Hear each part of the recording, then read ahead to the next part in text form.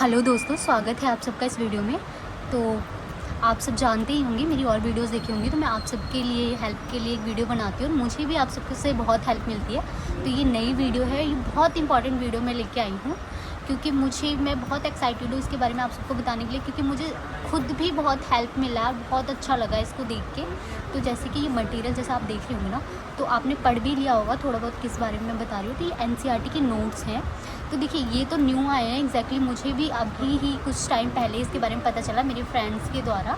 तो उन लोगों ने मंगाया तो मुझे लगा नहीं इतना कुछ इंपॉर्टेंट होगा, बट पढ़ने के बाद लगा है कि सच में इतना ज़्यादा अच्छा है ये। मुझे लगा इस पर ज़रूर वीडियो बनाना चाहिए, जो भी मेरे साथ जुड़े हैं उन सबको भी बताना चाहिए। तो इसलिए ये वीडियो बना रही हूँ। एटलीस्ट एक बार देखिएगा ज़रूर, क्योंकि ये इतने ज़्यादा बेस्ट है ना, इतने अच्छे हैं। मुझे पढ़ने के बाद लगा इससे बेस्ट तो कुछ हो ही नहीं सकता था एनसीईआरटी के लिए।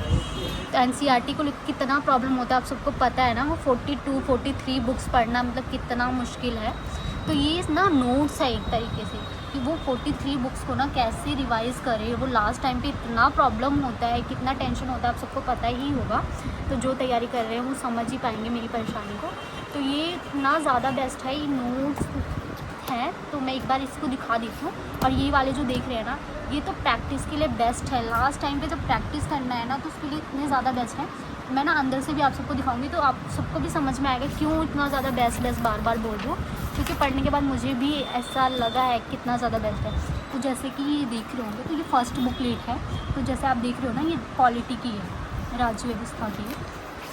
तो आइए ना मैं आप सबको दिखा देती हूँ अच्छे से।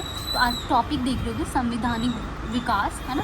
ये पॉलिटी के टॉपिक है, संविधान का विकास, 1930 देकर भारतीय शासन, भारतीय संविधान का निर्माण, भारतीय संविधान की प्रस्तावना, संघीय क्षेत्र। तो एनसीईआरटी के जितने भी टॉपिक होते हैं ना, ऑलमोस्ट कवर है। ऑलमोस्ट नहीं मतलब कम्प्लीटली कवर ही दिखेंगे। जैसे निर्वाचन प्रणाली, दलीय व्यवस्था, आप देख सकते हैं। तो इस तरीके से है। ये लास्ट वाला टॉपिक देखिए, भारतीय विदेश नीति, पड़ोसी देश। तो ये 6 to 10 जितना होता है ना, एग्जैक्टली कवर है टॉपिक। तो आप देख लेते हैं नोट्स किस फॉर्म में बनाए। जैसे परिचय देखा, भारत में संवैधानिक विकास प्रक्रिया, ईस्ट इंडिया कंपनी कैसे आई, संविधान का विकास कैसे हुआ, रूल्स कैसे हुए, सारी चीज़ें ना इन्होंने देखिए इतने अच्छी वे में दिया है कि मतलब पढ़ने के बाद लग रहा है कि डाउट क्लियर हैं। मतलब एक बार भी अगर एनसीईआरटी को पढ़ा है उसके बाद ये पढ़ेंगे ना, तो ऑलमोस्ट कवर हो जाएगा। इतना बेस्ट लगा मुझे। तो देख लीजिए किस तरीके से है। तो अभी तो मैंने नहीं मंगाए थे ये, बट मैं मंगाने वाली हूँ। मेरे फ्रेंड ने मंगाया तो मैंने बोला एक बार शेयर ज़रूर करती हूँ। एंड देखिए, ये जो प्रैक्टिस के लिए है, तो एक बार इसको भी देख लेते हैं। देखिए दोनों मंगाने का क्या है कि ये वाला देखिए सेम है, ये भी पॉलिटी की बुकलेट है। तो इसमें भी देख लेते हैं क्या है। तो जैसे कि आप सबने देखा ना, मैंने अभी अब जो आपको दिखाया, तो संविधान का विकास सेम टॉपिक उसमें था, सेम टॉपिक आपको इसमें भी दिख रहा है। तो आइए हम देख लेते हैं इसमें क्या है। तो इसमें ना पहले तो एक नोट फॉर्म में आपको बना के दे दिया है कि ये नोट्स में है। देखिए रेगुलेटिंग एक्ट कैसे है ना, सेलमेट अध्ययन 1784 का जो भी इंपॉर्टेंट पॉइंट्स हैं वो एक नोट फॉर्म में दे दिया है। एक बार पढ़ लीजिए, एक रिवाइज हो जाएगा। एंड देन क्वेश्चंस हैं। तो आप देख सकते हो क्वेश्चन किस तरीके से दिए हैं, 1773 के नियम अधिनियम। तो ये ना डायरेक्ट क्वेश्चन जो एनसीईआरटी से आते हैं ना, तो वो क्वेश्चंस आपको दिख जाएंगे। तो ये प्रैक्टिस के लिए तो काफ़ी बेस्ट हो जाता है क्योंकि एनसीईआरटी के क्वेश्चंस हमें नहीं मिलते हैं प्रैक्टिस करने के लिए। आप देखेंगे तो बहुत प्रॉब्लम होता है किस तरीके से क्वेश्चन आएगा। एंड सेकेंड थिंग, सबसे मोस्ट इंपॉर्टेंट थिंग यहाँ पे लगी कि जो एनसीईआरटी के क्वेश्चन एग्जाम में आते हैं ना, तो यहाँ पे प्रीवियस ईयर क्वेश्चन भी आपको देखने को कुछ मिल जाएंगे। तो मैं आपको वो भी दिखा देती हूँ जो मैंने देखे थे इसमें। तो आप देखिए इस तरीके से सेकंड है। एंड देन जैसे कि आप टॉपिक्स देख सकते हैं। और ये देखिए मैंने ना थोड़ा मार्क भी किया था क्योंकि आप सबको दिखाने के लिए वीडियो ज़्यादा लंबी ना हो। तो देखिए इसमें ना जो लास्ट ईयर क्वेश्चंस पूछे गए हैं वो भी हैं।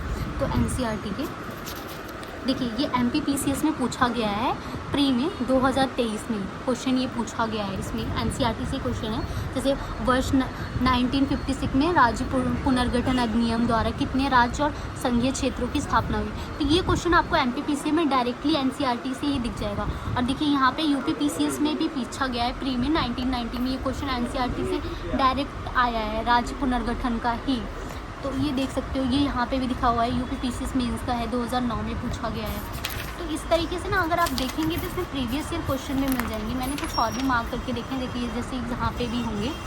तो इस तरीके से यहाँ पे देखिए ये हरियाणा पीसीएस में पूछा गया है, प्री में 2023 में क्वेश्चन। देखिए मौलिक अधिकार न्यायालयों के बाद योग्य नहीं है। तो इसमें जो ऑप्शन दे रखे हैं ना, तो ये भी है कि ये देखिए IAS में क्वेश्चन आया है डायरेक्टली NCERT से, तो इस तरीके से ना इसमें क्वेश्चंस भी आपको दिए हुए हैं। तो ये ना प्रैक्टिस के लिए तो काफ़ी बेस्ट हो जाता है। जैसे राजनीति है ना, निदेशक तत्व, तो पहले उसको एक समराइज वे में दे दिया है, जो मेन इंपॉर्टेंट जैसे अनुच्छेद देख लेंगे साथ में गांधीवादी सिद्धांत, तो ये सारे एक शॉर्ट फ्रेम में, एंड देन उसको क्वेश्चंस, एंड फिर उस टॉपिक से रिलेटेड प्रीवियस ईयर क्वेश्चन जो भी एग्जाम में आए, जैसे IAS में पूछे गए, UP PCS में पूछे गए, MP PCS में पूछे गए, बिहार PCS में, एक बार देखेंगे ना तो आपको खुद समझ में आएगा। तो जैसे पॉलिटी का देखा, सेकंड बुकलेट जैसे हम देख लेते हैं इकोनॉमी अर्थव्यवस्था का 9 to 12 आती है, ओल्ड एंड न्यू NCERT दोनों का है। तो आप ये भी दे सकते हो, मतलब किसी भी UPSC के लिए, कोई भी स्टेट PCS हो, सबके लिए बेस्ट है। तो NCERT तो आप जानते हैं किसी भी एग्ज़ाम के लिए पढ़ना ही होता है।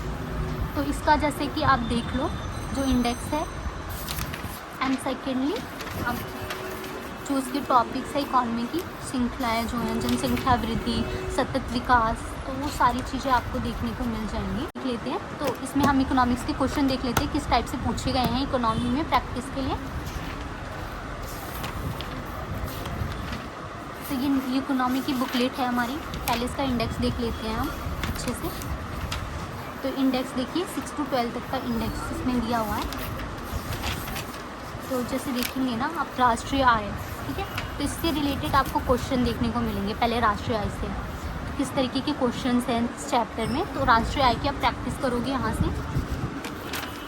एंड सेकंड थिंग है यहाँ पे देखिए ये पूछा गया है प्री में, है ना, IAS में प्री में पूछा गया है क्वेश्चन। तो यहाँ पे वो भी दिखाया हुआ है कि प्रीवियस ईयर में इस चैप्टर से कौन से क्वेश्चन पूछे गए थे और कब पूछे गए थे। कीजिएगा, सर्च कीजिएगा, ये बहुत ज़्यादा बेस्ट है, मतलब प्रैक्टिस के लिए तो काफ़ी अच्छा है। एंड देखिए थर्ड बुकलेट इसकी देख लेते हैं जो नोट्स की है। तो ये भारतीय इतिहास है 6 to 12। तो जिन्होंने NCERT पढ़ी है तो वो भी एक बार पढ़ सकते हैं, रिवीजन के लिए बेस्ट है। जैसे आप हिस्ट्री का तो जानते हैं ना कितना बड़ा हो जाता है पढ़ना। तो देखिए ऐतिहासिक प्रौद्योगिकी और सिंधु घाटी, वैदिक संस्कृति, धार्मिक आंदोलन, गुप्त काल, है ना, तो ये सारी चीज़ें एक नोट फॉर्म में। तो दिल्ली सल्तनत, कितना वास्ट फ्लेवर है इसका, तो ये सारी कवर हो जाती है। मिडिवल, एशियन, है ना, मॉडर्न सारा। तो ये देखिए इसका किस तरीके से आपको नोट्स बना रखे हैं। वो नोट्स तो लैंग्वेज बहुत अच्छी है, ऐसी कोई परेशानी की बात नहीं है, बहुत मोटी भी नहीं है, पढ़ने में इंटरेस्टिंग है, बोर बिल्कुल नहीं हो रहा है। तो आइए एंड इसके क्वेश्चंस भी देख लेते हैं। तो देखिए दोनों लेते हैं तो ये है, पढ़िए, क्वेश्चन लगाइए, प्रैक्टिस बेस्ट हो जाएगी। उसके ज़्यादा NCERT को लेकर एक्चुअली स्ट्रेस थोड़ा कम कर सकता है ये हमारा। तो इसी तरह से इसमें भी क्वेश्चन है, वीडियो ज़्यादा लॉन्ग ना हो इसलिए मैं दिखा देती हूँ। एंड ये है सामान्य विज्ञान, ये भी इसी तरीके से है, जनरल साइंस। इसके इंडेक्स देख लीजिए अच्छे से। एंड ये कुछ इस तरीके से है, तो इसके नोट्स वगैरह अच्छे से, तो साइंस भी आपकी कवर हो जाएगी। एंड फिर लास्ट बुकलेट है, 5 बुकलेट्स थे इसमें, ज्योग्राफी। तो ज्योग्राफी की आप इंडेक्स देख लीजिए अच्छे से, है ना, तो ये इसका इंडेक्स है, अच्छे से देख लीजिए। एंड ये नोट्स हैं इसका। तो अगर आप देखते हैं तो ये भी बहुत ज़्यादा मोटी बुकलेट्स नहीं हैं ये, एंड ये ओरिजिनल बुक्स हैं, तो प्रिंटिंग क्वालिटी बेस्ट है। एंड आर्यन पब्लिकेशन की है ये, आप देख सकते हैं। आर्यन की बुक्स ऑलवेज पढ़ते ही हैं, UPSC हो या कोई भी एग्ज़ाम हो। एंड ये इसकी जैसे MCQ है, तो प्रैक्टिस के लिए क्वेश्चन इस तरीके से इसमें भी है, शॉर्ट फॉर्म में नोट्स हैं, प्रैक्टिस के लिए क्वेश्चंस हैं, और जो भी जिस एग्ज़ाम में जैसे पूछे गए वो भी आपको दिया है। तो ये इसी तरीके से, जैसे कि ये देख सकते हैं आप, सामान्य विज्ञान, है ना, तो जनरल साइंस है।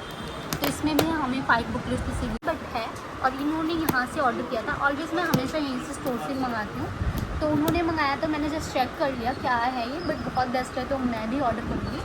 आप सबके साथ शेयर किया क्योंकि अच्छा लगा मटेरियल, वही चीज़ मैं शेयर करती हूँ जो ठीक लगती है, जो यूज़फुल है। ऐसा देखिए कंटेंट ज़्यादा मटेरियल इकट्ठा करने का कोई मतलब नहीं है, आप सब साथ जानते हैं। आप सब ऑर्डर करना चाहते हो तो एटलीस्ट इंक्वायरी ज़रूर कीजिएगा, पूछिएगा